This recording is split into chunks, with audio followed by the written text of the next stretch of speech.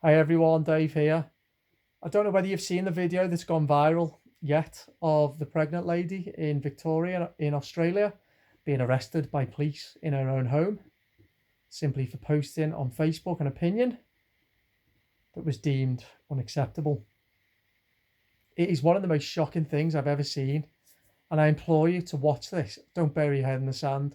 Watch this video and see exactly what it is that's going on over there, and let it serve as yet another warning of the impending disaster that is facing all of humanity unless more people rise up against this tyranny now.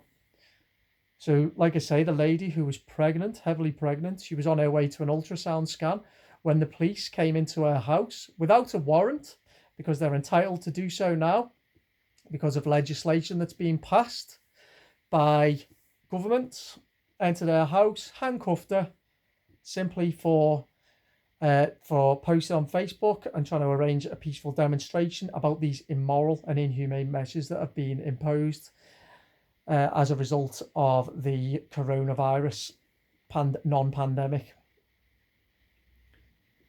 Don't forget, this is a country, Australia, that until this year was one of the most free and liberal in the entire world.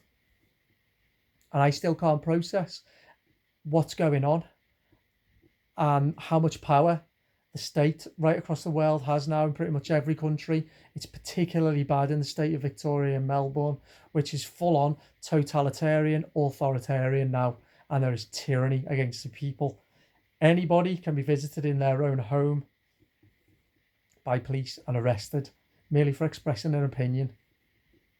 Now, I've been warning about this for a number of months now, and I'm so curious as to when the tipping point is finally going to be where people who supported the measures in response to the COVID-19 non-pandemic admit that they got it wrong and join us now.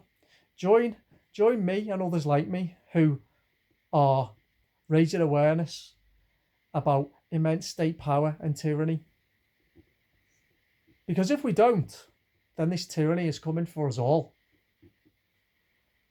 And this also, for anybody who says that this can't happen in the UK, I would politely suggest that you're exceptionally naive. If it can happen in Australia, it can happen in the UK. Very, very similar countries.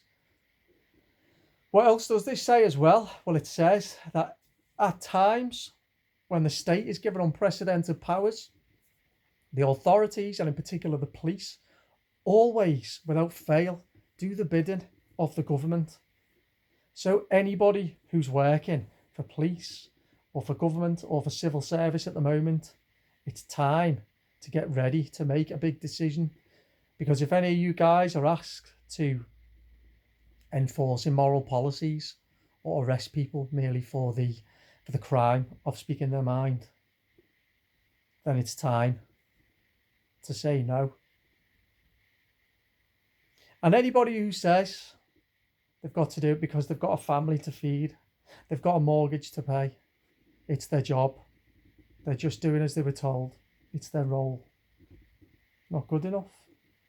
Not good enough. Because at what point do we say enough is enough? Sadly, I think that point comes when people's own families, when they get a knock at the door and the police visits. But it shouldn't be like that. We all need to open our eyes to what's going on here and the perilous danger that we all face now. And the quote that keeps coming back to me, Benjamin Franklin: "Those who exchange essential liberty in exchange for little temporary safety deserve neither and end up with neither." So it's time. It's time now. Those of you that are burying your heads in the sand, those of you that are still supporting these draconian measures on all of our lives, and those of you who are looking the other way, I'd say now it's time to get some balls. It's time to admit you were wrong, and it's time to be on the right side of history.